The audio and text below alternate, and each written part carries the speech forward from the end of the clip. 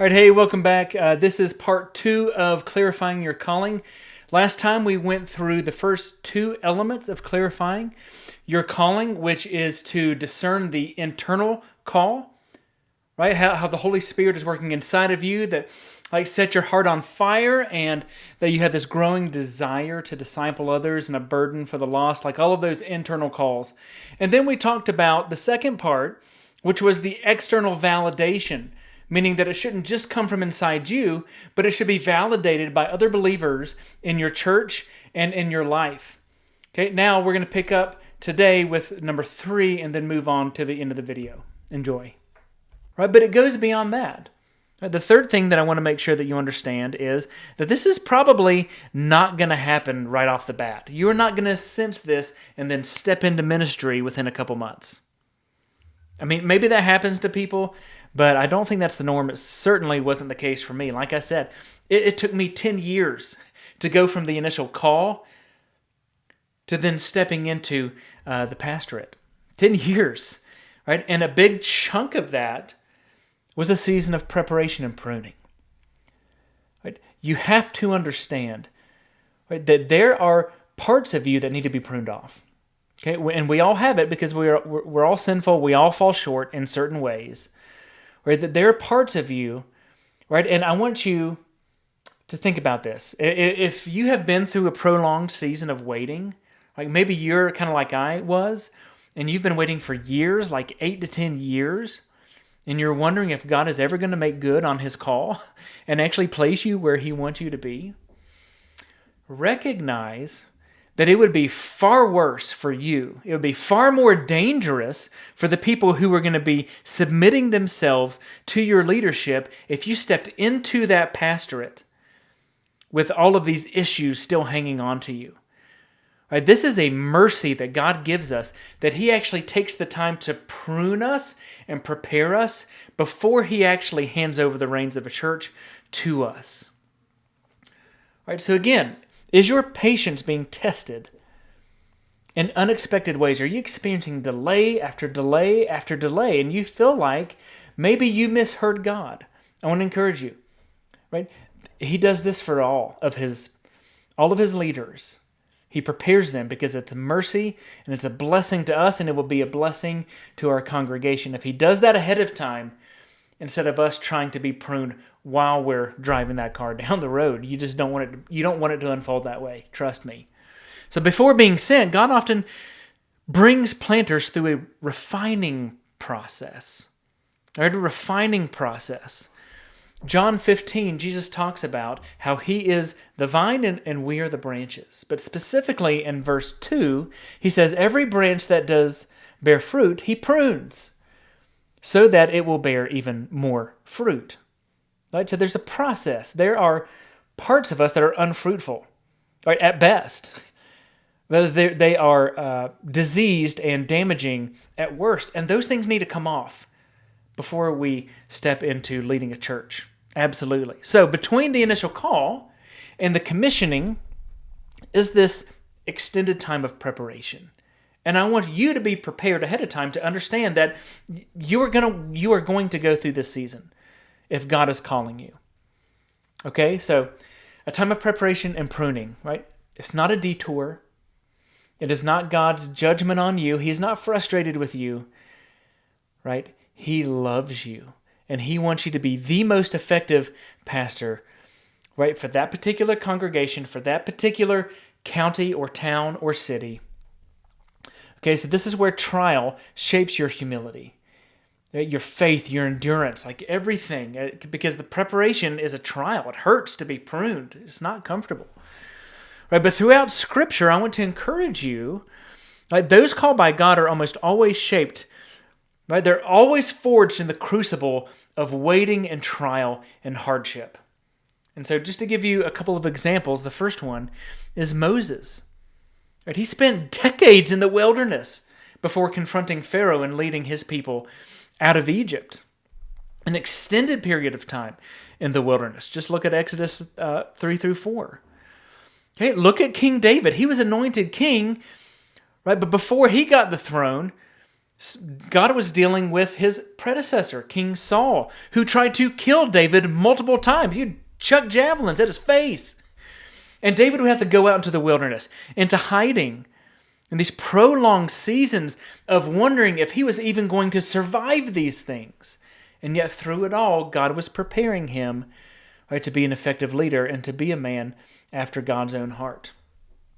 All right, so that's Moses, that's David, and then even Paul himself withdrew for years before he started his missionary journeys from Acts 13 that we talked about. If you look at Galatians chapter 1, you see after his conversion, right, that there was an extended period of time where he went out and had a revelation from God, which where he got all of his understanding from when he went into Arabia. And then he came back, and then he ministered.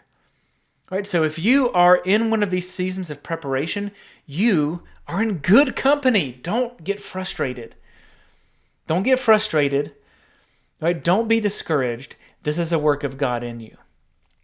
Okay, and let's not forget, Jesus himself was hidden for 30 years before he began his public ministry. So, in this season, God works in the man before he works through the man. All right, make sure that you get that down into your soul, that God works in the man before he works through the man. That's an encouraging thing. Right? So pruning, again, just to encourage you, the pruning seasons strip away pride. They test your motives. They reveal hidden idols in your heart, and they forge spiritual resilience. Right? And these are all good things. Not comfortable things, but good things. And as Jesus said in John 15:2, every branch that does bear fruit, he prunes. Okay? Not for the sake of it being pruned, but so that you may bear more fruit, right? So that you can be more effective when he actually installs you and puts you in place. Okay, so if you've ever wondered what this looks like, there's some common experiences in this season, right? That I experienced, that a lot of others have experienced. And so I want to encourage you with these experiences as well, because maybe you've experienced some of these, maybe you haven't, and you will in the coming seasons. Okay, so the first thing is obscurity. Right, serving faithfully in roles that receive little attention. Okay, maybe you've been in the nursery. Maybe you've been a Sunday school teacher in a room, and you've gone through years and got no recognition from leadership for your hard work and your devotion. Right? There are benefits to obscurity, because this is one of those times where it purifies your motives. Am I doing this to get recognition, or am I doing this for the Lord and for these people whom I am discipling? All right, so obscurity is one. Delay is the other. Sense of call with no clear next step. Just to encourage you, I entered into ministry. Not ministry. I entered into seminary, having no idea what that was going to lead to. I had no prospects. Like, I was working at Samaritan's Purse at the time, right? But when I discerned a call to church ministry, I had no idea what God was leading me to. No idea. But I wanted to be faithful, so I just stepped into that. I went back to school. I got my seminary degree along the same time as I was being ordained. Right? But that was a delayed season. I wanted to step into it, but God said, no, you need to be equipped first. So there was a season of delay. There will be a sense of loss and hardship. Okay, when you go through this prolonged season of preparation, there's going to be family trials. There will be spiritual spiritual warfare, and there will be painful transitions, right, in your career and other areas of life. It's just going to happen because God is preparing you, and Satan sees that, so he's going to fight against that. All right, so expect that hardship to begin, right? The hardship that you agreed to, right, on step number one. Right, that's going to happen in the time of preparation before you even get into church planting. And then finally, there's sanctification, right? This deep conviction of prevalent sin that's in your life. And you recognize that you need to be refined. You need to be refined in your identity. You need to be refined in how you treat and act, how you treat other people, how you act around other people, right? You need lessons in humility. We all do. Right, so if you embrace and understand that the obscurity, the delays, the loss and the hardship, these processes of sanctification, that is all part of God's design to craft you into the resilient man that you will become when he actually puts you and installs you into the church. So rather than resisting these seasons, right, the wise church planter learns to embrace them and recognize them for what they are, right? It's not punishment, it's preparation for greater fruitfulness. Okay, so if you're in this season, don't rush past it. Don't rush past it. Rather, ask yourself, what is God trying to teach me right now that I could not learn in any other circumstance? Okay, what part of my character still needs maturing before I can lead others effectively? And am I trying to prove something, or am I surrendered to God in his pace, in his process? Right? Those are good questions to ask. Because God doesn't just call the prepared, right? He prepares the called. And that's something we need to understand. Okay, so that is preparation. Moving on to number 4. Okay, there are other things to consider in this time of preparation. Okay, so there is timing. There is readiness. Okay, what do I mean by that? If you think that if you have felt the internal call, right, that other people have validated that, right, externally, that you have been through a series, a stretched out like amount of time that God has been preparing you in the ways that we've talked about, maybe I'm ready.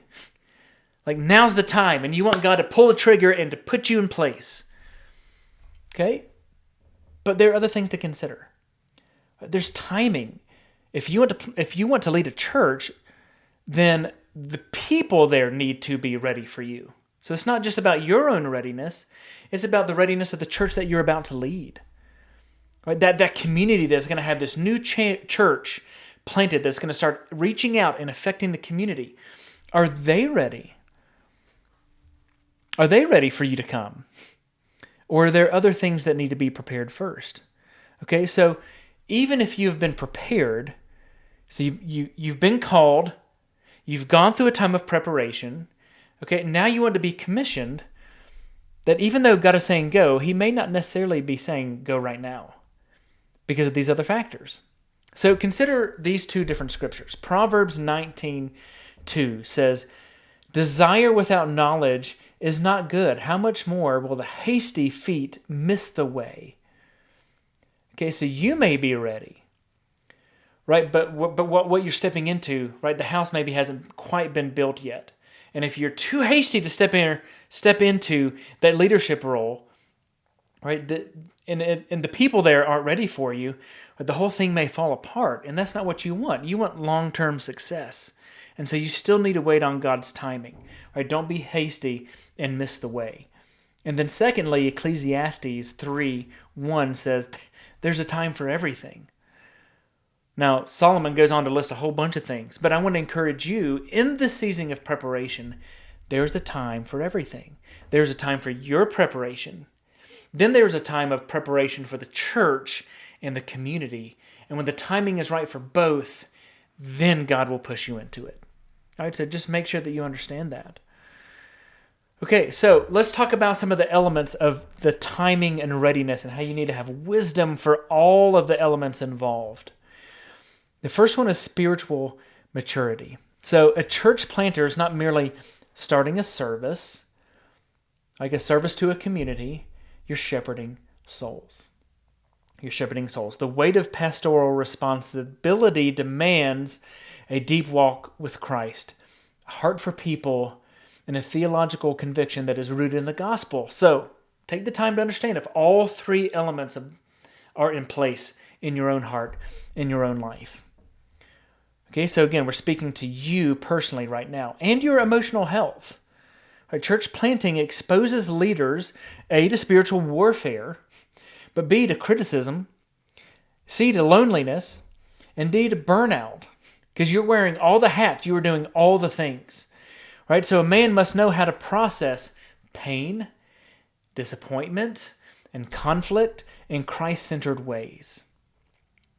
All right, so if you've not experienced those things, you may want to get a little bit of experience under your belt with exposure to some of these things. Or at least, at the bare minimum, be aware that you're going to run into these things. Okay, family support. This is crucial. This is something that's not talked about enough. Right? Preparation for you as the pastor, that's talked about a lot. But what about your family support? Is your wife on board with you doing this? Okay, is your family spiritually and emotionally prepared for the emotional roller coaster that is ahead? Because a divided household can undermine your mission and your well-being and your longevity in the role. Okay, your wife has to be on board, but your children need to be on board. Because if you are launched out to plant this church, it is not just you. It is your entire family. And your entire family needs to be equipped. Right? You need to pour into them. They need to be ready with some of the same information. Now, they may not encounter some of the things that you do, like on the frontline ministry as being a pastor, but they will certainly be invested in the well-being of the church, and they're going to feel the effects and the things that impact you. So your whole family needs to be on board with this. If they are not, that should be a yellow flag for you that this is not the right timing. You need to understand that. That is a crucial piece of information that is going to keep a unified family, right? Because your primary mission is to your family. Okay, that's our first mission field for any husband and any father is your family. Make sure they're cared for first. Okay, if they're not on board, this is not the right time. Make sure that in God's timing, they will be on board, and then you can move forward. Okay, missional fit. Right? That's the third thing. Does your gifting match the work of planting? Right? So there's the gifts that we talked about earlier, the qualifications that you need as a pastor and as an elder. You need to have a desire, right? That fire in your bones to love God, to love the church and discipleship, to love the lost, to draw them in, right? All of that is foundational. Okay, but there are requirements for the active church planting that you also need to have. So, right, a key example of this is having an entrepreneurial drive. Right? Do you like to build something from the ground up? Right? If you looked at a field that is overgrown and all you have is a machete in your hand, do you get excited of the thought of going out there and just forging a path forward, or do you want a path that's already pre-built that you can walk along? Okay, if you do not have that entrepreneurial drive to forge a new path, right, then you may be called to other areas of ministry.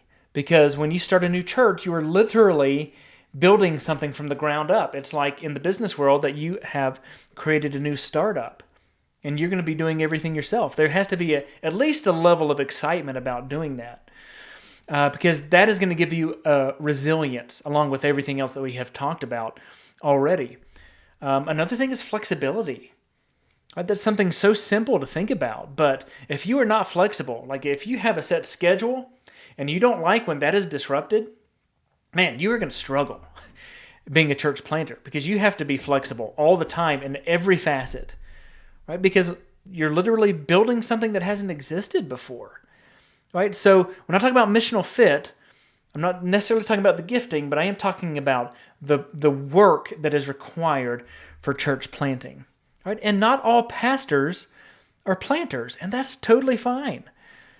But you need to wrestle through some of these things beforehand as you continue to discern, right, the specific type of call that God has on your life, right? So again, church planting is just one expression of pastoral ministry. It's not the only one. Right? But these things are pretty important when you look at church planting. And then lastly, providentially open doors. Okay, sometimes, again, the man is ready, but the opportunity is not. And that timing matters. And God's providence, right, through open doors, through partnerships, and sending opportunities is often the final confirmation of your call. Okay, so let me give you just a real-world example. Right, and this is how we got started here at Ash Alliance, the church that I pastor. So I told you a little bit about the calling to that and how God was moving in the eldership of the church that I came from. right? But God had put church planting on the heart of my pastor at the other church for years, right? But the timing wasn't right. And he was bringing me through a prolonged period of time of preparation, right? Over 10 years, right? So if I had planted during the time of preparation, I would have been ill-equipped. But it wasn't the timing for the church that I'm now pastoring. But in God's providence and in his perfect timing, right, it was effortless. I remembered a very distinct period of time when we as elders were talking about church planting, and if we were going to do this, the whole initiative almost died on the table. And it wasn't until someone said, hey, we have this opportunity, this person reached out in the county north of where we were, right? And they want to partner with us. And there's an existing building, right? There is land that the building sits on. It is bought and paid for. That congregation has dwindled down to 5 people. If we are not willing to do this, we don't need to do it at all. And if we had moved before that, right, then this opportunity that I'm in now would have never come to fruition because the pastor here at this church was retiring. Had I tried to come in before that, there would have been resistance or just the opportunity wouldn't have been there. But by God's divine providence, the timing of us at the other church, praying through church planning, where are we going to do it, where in the surrounding counties that our people are coming from, like we have a lot of options on the table. But then God had that pastor reach out to my pastor, and they struck up a conversation. We were aligned theologically. Right, this was one of the counties where we could do a lot of good. Right, there's actually a whole nother story that I can talk about later on about how God was preparing in my heart to actually go to this particular county, and all of those things lined up. Right, and when they line up, that was God's confirmation of timing, his providential open door for me to come painlessly into this church, right, where 5 went to 120 within the matter of the first year. And that's not me saying anything about me. That is all God's work because we waited on his sovereign timing. Okay, so all of those things need to be in place as well. So you have the internal call, right, just to recap. You have the internal call of God working inside of you, the pastor. You have the external validation of other mature believers around you. You have that prolonged period of time of preparation for you, right, and the congregation that you're going to step into. Then you're looking at the other elements of timing. Right, of your own spiritual maturity and your emotional health. Is your family ready for this? Do you have the other skills required to be specifically a church planter? And is this God's time for this to take place? And then finally, in conclusion, I want to talk to you about why this clarity and calling matters. Okay, why does all this ultimately matter? All right, I'm trying to move this over so you can see the cool graphic there. Yeah, beautiful. Okay, why clarity on calling matters? Okay, what makes the difference between thriving and failing? Right, that question I asked at the beginning, and the answer lies in clarity of your calling. Like you need to wrestle with all of these things before you step into running a church, right? Any church, but especially a new one where you have planted it. Okay, a foggy or untested call leads to fragile leadership. I want you to understand that. Okay, so when you have clarity in your calling, okay, that provides a lot of different things for you. That provides a resilience. Because when trials come, right, you're going to have this honeymoon period that is going to be beautiful and it's going to be awesome and you love your people and your people love you, right? But over time, especially statistics show that in years 3 to 4, it starts to get a little rocky. Right? You've been together long enough to then start to know each other well enough to be irritated by each other. Right? And if you are doing the work of the gospel, you're building this church properly, Satan is going to fight against you. And so you are going to need a resilience, right? You are going to get attacked. You're going to go through prolonged periods of burnout. Okay? And when those times come, you need to go back to your calling. despite the fact that all of this is happening, I know I'm called to this. Therefore, I will depend on God. I will submit to Him, and I will persevere. Okay, so the internal conviction, that's the spark. The external affirmation, that's the validation from others. The preparation is the pruning and the proving grounds for you. And the timing and support shape sustainability. For you, when trials come, to be resilient in your leadership. Like I can't count the number of times that I have tethered the experience that I'm going through. It's uncomfortable. I'm going through this trial right now, and I tether it back to my calling. God has called me to this, therefore I will persevere, because I've put my hand to the plow, and I'm not turning back. But that's because I worked through all of this before I stepped into the pastorate. Okay, second thing, your credibility. You need to be credible when you step in as a pastor over a new congregation. Okay, others follow leaders who have been tested, who have been affirmed, and who have been sent. That gives you instant credibility. So if you just step in, or you discern a calling, and then a month later you step into an opportunity, and you have no track record, you may be able to articulate it in an internal call, maybe.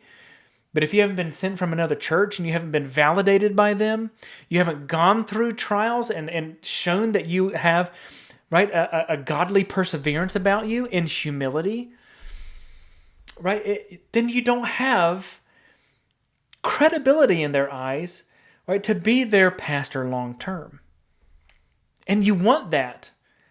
And so if you go through all of these things before you step into that leadership role, then you already have a foundation of credibility underneath you. Okay, so that's why clarity matters. That's why you need to wrestle through all of these things. And then thirdly is fruitfulness. A church planted by someone, truly called by God, bears, not just bears fruit, but bears lasting fruit. Okay, lasting fruit. A church started in a self-will often struggles to take root and often dies. That's why this issue is so key to the question we asked at the beginning. Why do some churches thrive? Why do others peter out and die? Okay, there are a lot of elements to that, but oftentimes the leader has not been grounded in his calling and has not wrestled through these 5 elements. Okay, so identifying the call early protects the church. All of these things, they develop you as a leader and they protect the church from harm. All of these things are God's design. Okay, so someone who thinks they can do it on their own and they just jump in and lead, I may call that a misfit leader. That kind of person can cause deep pain and deep division. And a misaligned launch will often collapse. That's the future of that type of launch. But a church that starts through godly discernment and healthy systems and spirit-led obedience, that's the church that is going to thrive. Under your leadership. So I want to encourage you in that. So, in conclusion, church planting is not for the faint of heart. It is difficult work. It is hard ground to plow. But for those who are truly called, it's one of the greatest joys. The hardship is still a joy because you recognize that you are in God's will and you are doing something that He has called you to. And it is an adventure. And it is fun. It's one of the greatest joys and adventures of my Christian life so far. So if you are sensing this nudge of the Spirit, take it seriously. Pray through it. Go through these steps. But don't do it alone. I want to encourage you, don't do it alone. Submit to the discernment of your church. Seek wise counsel. Embrace God's refining work in your life. And test the call with prayerful wisdom. And as you pursue clarity, remember that God is not the author of confusion. There is a very clear answer to whether you're called to this or not. God is not a God of confusion. He is a God of clarity and truth. Okay, and He still calls and sends laborers into the harvest fields. Okay, so as we end our time together today, I just want to encourage you, don't rush the process.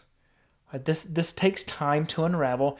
Don't resist the refining in particular, because that's the most uncomfortable part, and none of us like to be uncomfortable and experience pain.